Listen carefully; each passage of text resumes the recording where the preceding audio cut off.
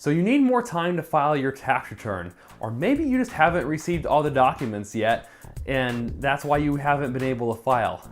If you've been thinking about extending but are a little concerned about the risks you expose yourself to with the IRS if you do extend, worry no more, because in this video I have some very valuable information to share with you, so make sure you watch the whole video. This is information about extensions, and it's going to take that stress and worry right off your shoulders. That's coming up right at you right now, so stay tuned.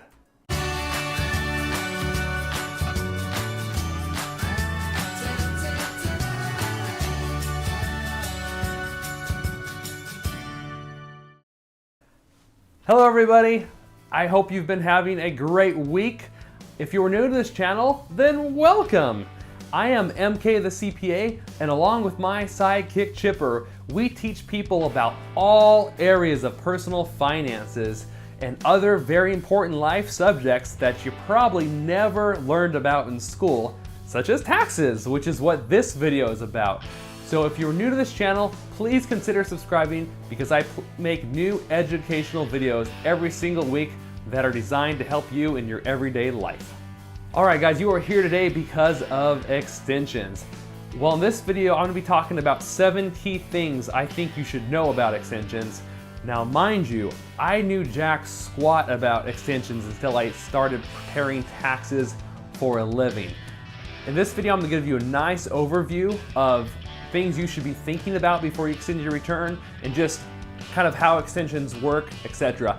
I won't be showing you exactly how to extend your return in this video, because I would like to show you that in another video, but this video is going to give you a nice broad overview and should answer most of the questions you probably have right now. So let's get started with this. All right guys, the first thing I would like you guys to really know about extensions is that the IRS considers them automatic, which means in general, if you want to extend your return to have more time to file it, the IRS is going to grant you that extension. Now, this doesn't mean that they'll never reject it, because there are times when your request for extension can get rejected, such as if you file an extension either online or on paper where your name, your address information, or your social security number, if one of those things doesn't match up with what the IRS has in their database system, then your extension is going to get rejected, and you're probably going to receive a letter in the mail from the IRS saying, hey, this information doesn't match up.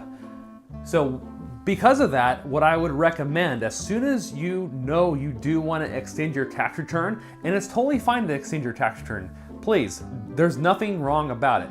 But as soon as you know you do want to extend, go ahead and do it at that point. Because what I've seen happen to people is if they wait until the deadline, which is typically April 15th, what will happen, or what can happen, is if their extension gets rejected at that point, well then they're pretty much out of luck for extending their tax return. So as soon as you know you want to extend, go ahead and do it. That's what I would recommend. Now, some people, a very small group of the population, has a court order to file their return by the due date. And unfortunately for those people, you cannot extend your return. You must file based on whatever that court order says. But for the average Joe, for 99% of people, you can get an automatic extension anytime you want, as long as you extend your return before the due date. Number 3, if I do extend my return, how much extra time do I get? Well, the answer is 6 months. You get 6 months from the original due date of the return. Meaning, if your return is due April 15th, if you extend your return, your tax return filing is now due October 15th. So a whole 6 months to get your paperwork in order and get it filed. Now, if you file after 10/15 at that point, then your return is gonna be late no matter what. But at least you get 6 months to get your stuff together. Number 4, well, I just need more time to pay. So that's why I want to extend. No. It's an extension of time to file. It is not an extension of time to pay. The IRS, no matter what, still wants their money by April 15th. And if you do not pay in enough by that point, the amount you owe was likely to be subject to interest and penalties. So keep that in mind. Which leads me to number 5. If you believe you're gonna owe money, what I would suggest doing is either make an extension payment online or mail in a check or with an extension payment voucher. That way, if you suspect you're gonna owe, let's say you think you're gonna owe $1,000. Let's just pretend. And I know you don't really know exactly what you're gonna owe yet because you haven't filed or filled out your return to figure that out. But if you owed last year, for example, ask yourself, did you make more money than last year? Are you probably gonna owe again? I would, if you think you're gonna owe $1,000, I would pay in $1,000 as an extension payment. So at least you're gonna, if you're still gonna owe more than that later, at least you're minimizing whatever interest and penalties might accrue on that balance.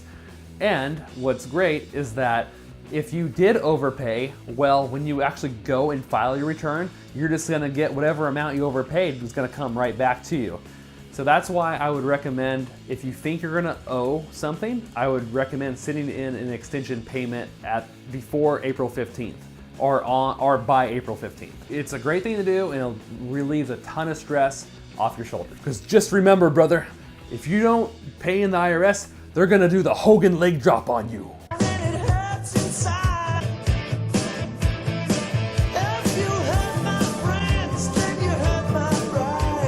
Number 6, so many people worry about getting audited when they file an extension, but the fact is that you are actually less likely to be audited when you when you extend your return. Now, I don't know the specifics of why that is, but look at it this way. The IRS has millions of returns to process ahead of yours, especially for the people who've already filed. And plus, if you do extend your return, you have even more time to file a complete and accurate return, which in turn would make you less subject to audit because your return would be correct when you actually filed it. Number 7, there are a few special rules that apply to you if you are in the military or if you live outside the United States in regards to extensions. I'm not going to cover that in detail here today, but I'm leaving links to the materials to the IRS website that will cover those topics if that situation applies to you. Now, if you guys have questions or would like me to go more into detail, more into depth about that type of situation, let me know in the comment section down below. And if there's enough demand, I'll even make a video about it for you guys. But just follow the links in the comment and in the description below, and that will help you guys out. All right, guys, that is all the information I have for you today. If you have any questions or comments, please leave it in the comment section down below. You will find that I do respond, and it would mean so much to me that if you like this video, that you would hit the like button down below and even consider sharing this information with your friends and family members. Because when it comes to taxes, Chipper and I want you to be dominating! Thank you so much for tuning in today. I really appreciate all the love and support you give me on this channel. And I hope you now realize you have a better understanding of extensions and how they work, and that you realize it's okay to extend your return. Just make sure to send in a payment if you think you're gonna owe, and your life will be hunky-dory. Don't forget to subscribe over there and check out some of my other videos along here by clicking the thumbnails below. But most importantly, until next time, I want you to take this information and go live your life uncaged. Bye, everybody. I'll see you next week.